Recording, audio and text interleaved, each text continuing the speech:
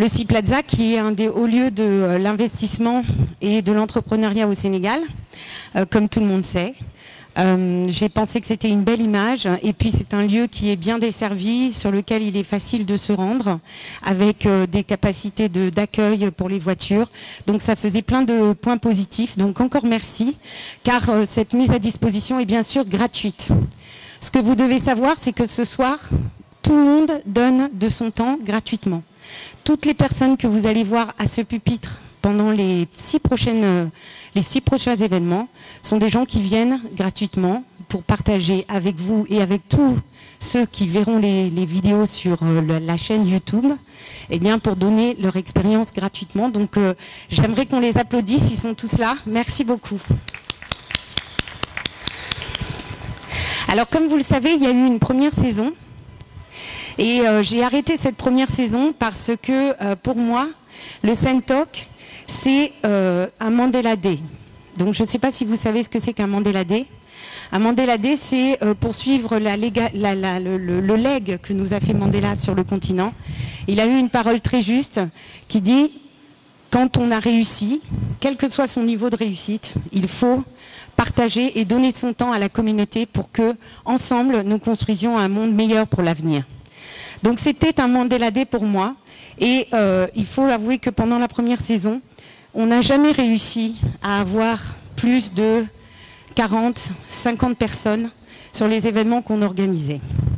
Ça a été une grande déception pour moi, j'ai tout tenté, j'ai beaucoup communiqué, et malheureusement, je n'ai jamais réussi, avec toute l'équipe qui travaillait autour de moi, à mobiliser suffisamment de personnes. Et comme toutes les petites filles, j'ai boudé, et je me suis dit, bon, maintenant ça suffit, j'en ai marre. J'arrête. Donc j'ai arrêté, on a arrêté pendant 2 ans.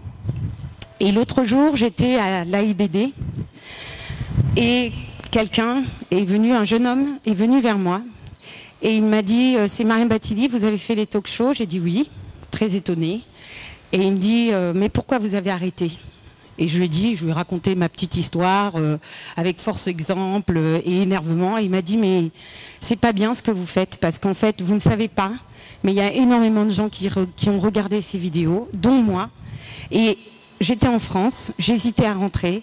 J'ai regardé ces vidéos au moins 10 fois chacune. Et aujourd'hui, je suis là, je suis rentrée. Et vous avez joué, ces vidéos, ces exemples ont joué un rôle dans le fait que je me suis sentie assez fort pour démarrer. Et donc je me suis dit, bon, là, Mariam, il y a un message. Il faut que tu réunisses de nouveau une équipe autour de toi et que tu puisses reprendre cette activité et retenter. Donc je vous remercie, vous tous qui êtes là ce soir, parce que vous êtes la raison pour laquelle nous sommes là et la raison pour laquelle je suis revenue. Donc ce soir, nous allons avoir des parcours extraordinaires. Je vous prie d'écouter vraiment très attentivement chacune de ces histoires merveilleuses. Et nous allons commencer par Gilles Aconi, qui est un special guest. C'est-à-dire qu'en fait, il était de passage à Dakar. C'est quelqu'un qui voyage énormément, mais qui a monté une société ici très récemment. Et il m'a dit, écoute, c'est génial, j'ai envie de participer. Je lui ai dit, oui, mais on n'a pas eu le temps de communiquer, de montrer ta photo. Il m'a dit, non, c'est bon, je m'en fous. Je suis suffisamment beau et j'ai une femme merveilleuse. Donc la photo, on va s'en passer. Mais moi, j'ai envie de participer. Il est venu ce soir et c'est notre premier intervenant, Gilles Aconi.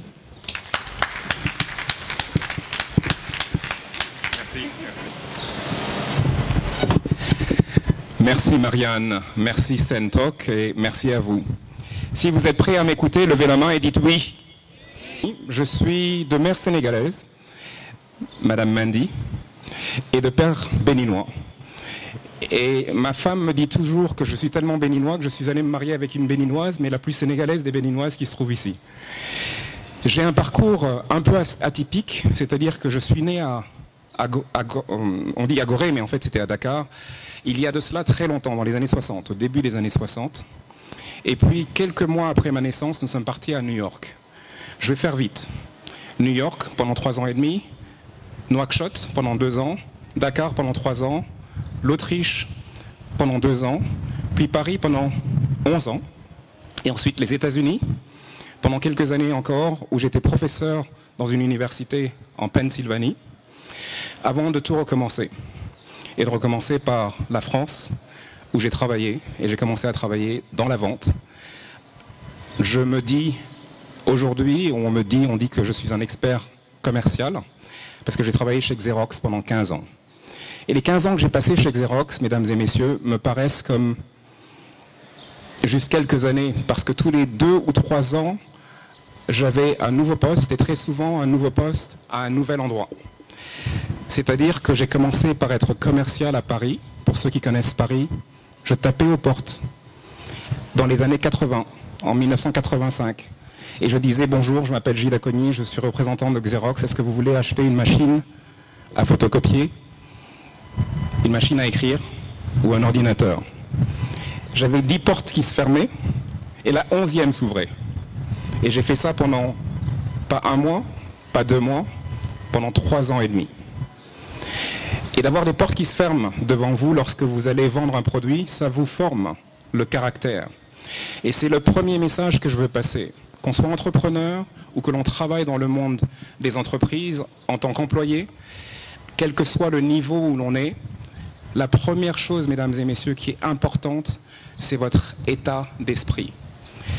Quoi qu'il arrive dans la vie, que l'on perde quelqu'un, et je reviendrai sur cela, que l'on perde quelqu'un de cher, ou que l'on ait une naissance, que l'on ait un événement triste ou un événement joyeux, il faut toujours avoir un état d'esprit extraordinaire au moment T, parce que les opportunités sont toujours là.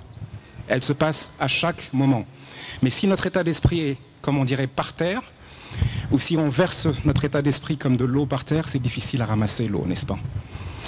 Donc, la première chose que j'ai appris en ayant des portes qui se ferment à mon visage, c'est d'avoir un bon état d'esprit et de toujours positiver et de me dire que les choses allaient bien se passer. De ce fait, Xerox m'a donné beaucoup d'opportunités. 3 ans et demi dans la fonction commerciale et le management commercial de base. Puis j'ai été en Angleterre responsable du marketing européen sur 16 pays. Et j'ai fait cela pendant 2 ans. Puis on m'a envoyé aux États-Unis pour être manager des ventes. Le seul étranger aux États-Unis, un petit Sénégalais qui venait de l'île de Gorée, qui connaissait un peu le système D et qui donc s'est permis de devenir premier chef de vente aux États-Unis. Et il a eu cette chance qui lui a permis ensuite de devenir directeur général à l'âge de 33 ans du plus gros pays d'Afrique où Xerox était présent, à savoir l'Égypte. Nadia et moi. Merci. Merci. D'ailleurs, une petite histoire, la personne égyptienne qui parlait avec Xerox et qui disait tel candidat est bon pour ce poste ou pas, m'a dit mais vous êtes bien éduqué, vous avez un beau parcours, mais vous avez 33 ans, mais vous n'avez pas de cheveux blancs. On a l'impression que vous avez 26 ans. Dans notre pays, en Égypte, comme dans le reste de l'Afrique, il faut avoir des cheveux gris pour être directeur général d'une entreprise sérieuse. Et à peu près 1 an après cela, il venait dans mon bureau, il m'avait toujours parlé en anglais. J'étais au téléphone avec ma maman et je lui disais « Maman, il y a Shaker Hayat qui est là, excuse-moi, je te parlerai ce soir. » Et ce jour-là, il m'a parlé dans le plus beau des Français. Il parlait mieux le français que moi. Et en me disant « Bon, vous avez fait vos preuves et maintenant je vais vous introduire à la société égyptienne. » Comme quoi, le deuxième message que je veux vous passer, c'est qu'il faut avoir d'abord un respect de soi-même, un respect des autres, mais de la détermination. Être déterminé et persévérant. Donc 3 ans merveilleux en Égypte. C'est un des plus beaux pays d'Afrique. C'est vraiment, vraiment un des plus beaux pays d'Afrique. On a des souvenirs humains extraordinaires. D'aller à un baptême chez un de nos employés et le même soir d'aller à 2 autres soirées, de prendre l'apéritif dans la première soirée, le plat de résistance dans la deuxième et puis le dessert dans la troisième pour ne fâcher personne. Ils ont des habitudes très similaires aux nôtres. Donc 3 ans en Égypte, et puis on nous a demandé de passer du chaud au froid. C'est-à-dire qu'on nous a envoyés en Allemagne, un pays qui était problématique pour Xerox, qu'il fallait restructurer. Et nous avons passé 2 années humainement très difficiles, mais aussi humainement très riches, où on a beaucoup appris. J'étais directeur du marketing de Xerox Allemagne, qui était l'une des 3 entités les plus grosses du groupe Xerox en Europe. J'ai eu la chance de finir directeur du marketing européen, Moyen-Orient et l'Afrique, pour le groupe Xerox, avant d'aller travailler dans 2 autres entreprises avec des responsabilités de vente et de marketing global. Alors tout ceci, c'est mon parcours corporatif et je me suis dit à 43 2 ans, 43 ans, j'ai commencé à parler avec Nadia et je lui ai dit, mais qu'est-ce que je fais maintenant? Est-ce que je continue dans le monde corporatif ou est-ce que je vais tout simplement explorer le monde de l'entrepreneuriat? Et c'est là qu'elle m'a rappelé que, écoute Gilles, quand tu avais 17 ans, tu vendais des glaces, pendant que tes amis s'amusaient, tu vendais des glaces sur la plage des Almadies, ici au Sénégal, ou de la plage de Ngor. Quand tu avais 18 ans, tu achetais des masques et des objets d'art africains que tu revendais aux États-Unis à des Américains en faisant des profits. Et puis ensuite, ton ami Amadou Diaw t'a demandé avec 7 autres personnes de participer à la création de l'ISM. Donc tu as l'entrepreneuriat dans le sang. Tu as l'entrepreneuriat dans le sang. Effectivement, j'ai l'honneur d'être l'un des membres fondateurs de l'ISM. Et à ce moment-là, elle m'a rappelé que quand nous nous marions, je lui avais dit que vers 43, 45 ans, je prendrais mon indépendance pour pouvoir monter mon entreprise. Et c'est là qu'elle me l'a rappelé, elle m'a dit de le faire. Je lui ai dit bien sûr. Vous savez, mesdames et messieurs, le vrai patron dans une maison, c'est pas l'homme, hein, c'est pas nous. On fait les beaux, on fait les pans, mais il y a quelqu'un à la maison qui est généralement le patron. Et vous pouvez les applaudir. Et donc à ce moment-là, j'ai dit à Nadia, mais oui, je veux bien créer mon entreprise, mais à une condition, Nadia, c'est qu'on la fasse ensemble. Et devinez quelle a été la réponse? Absolument pas. Tu es trop exigeant, jamais avec toi. 13 ans plus tard, nous sommes toujours heureux d'avoir une société qui s'appelle Acosphère, qui est basée à Londres, où nous faisons 3 choses très simplement. Nous faisons du management, du conseil en management, mais du conseil opérationnel, c'est-à-dire qu'on vient souvent après les grands groupes pour réaliser les stratégies et accompagner nos clients dans le succès de ces stratégies. La deuxième chose, c'est que lorsque vous avez besoin d'une voiture de location, vous allez chez Avis, chez Hertz ou ici au Sénégal, peut-être à la Cocelog. Eh bien, quand nos clients, les sociétés internationales, ont besoin d'un consultant ou ont besoin simplement d'un directeur commercial ou d'un directeur général temporaire, ils viennent nous voir, on leur fournit les services de nos consultants qui ont déjà fait ces rôles, qui ont déjà eu des rôles de directeurs généraux ou de directeurs commerciaux ou de directeurs des ressources humaines, et pendant un temps donné, généralement pas plus de 18 mois, ils font du management d'intérim. Et la troisième chose que nous faisons, pour laquelle nous sommes plus connus ici au Sénégal et en Afrique, c'est nous appelons ça de la transformation. Nous aidons les gens à passer d'un état psychologique et mental à un autre à travers des formations et à travers des outils qui sont basés sur la neuroscience. Donc les formations que nous faisons sont riches, on en a une quinzaine, mais on est connu pour l'une qui s'appelle l'art de la prise de parole, que nous réalisons à peu près 5 fois par an au Sénégal. Et je vous invite à venir à la prochaine, qui est du 2 au 4 décembre, ici dans un petit hôtel extraordinaire qui s'appelle le Jollof. Voilà mon parcours très rapidement, mesdames et messieurs. Je crois que j'ai pris un tout petit peu moins de 15 minutes. Je vais m'arrêter là, comme on m'a donné 15 minutes, et puis prendre quelques questions s'il y en a.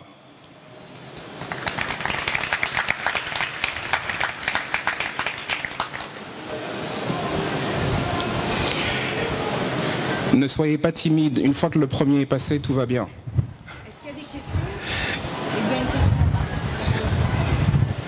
Je crois que c'est un salut plus qu'une question. C'est un salut. Oui. Okay. Moi j'ai une question. Oui. Ok. Qu'est-ce qui vous a motivé en fait à venir travailler au Sénégal? C'est une excellente question. Alors, vous savez, quand vous achetez des produits dans les supermarchés ou même dans les pharmacies, dessus, il y a marqué date de péremption. En anglais, on dit best before date. Donc, il y a une date de péremption pour l'Occident. Quand je me suis marié avec Nadia, j'étais directeur général de Xerox en Égypte. Et elle m'a dit, mais toi là, moi je suis déjà revenu en Afrique, hein, j'avais terminé avec l'Europe. Donc ton histoire là d'aller en Égypte, ça va, mais si on doit repartir en Europe, ça va pas aller tellement. Et de toute façon, j'ai une date de péremption. Donc on avait de toute façon décidé qu'à un moment ou à un autre, on reviendrait petit à petit, progressivement, c'est ce que nous faisons. Aujourd'hui, nos 2 enfants sont à l'université, on rend grâce à Dieu. Et donc, nous revenons petit à petit, plus de temps en Afrique, partager avec nos frères et sœurs ce que nous avons appris à travers le monde, ce que les 9 langues que Nadia parle lui permettent de faire et ce que nous avons juste pu glaner, pas simplement dans le reste du monde, mais beaucoup sur notre continent, mesdames et messieurs. Le continent africain est très riche. Nous avons des compétences et des connaissances extraordinaires. Il ne faut pas que ça nous monte à la tête, mais nous avons tout ce qu'il nous faut sur ce continent pour le développer de façon extraordinaire.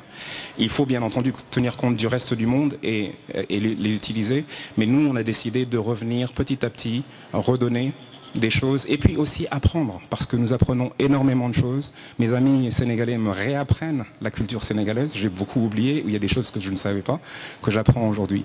Donc c'est le meilleur endroit du monde, Marianne, c'est le meilleur endroit du monde. Aujourd'hui tout le monde veut venir ici, mais nous c'est notre fibre d'enfants sénégalais, d'enfants africains, béninois et sénégalais qui nous fait revenir. J'espère avoir répondu à ta question.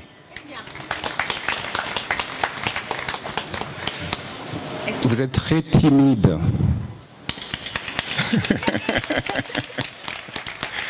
Y a-t-il d'autres questions? Je vous assure, je ne mords pas. Ça va se réchauffer. Petit à petit, ils vont poser des questions aux autres. Donc préparez-vous. Vous venez après moi et tout le monde va vous poser des questions. Merci infiniment à tous. Merci.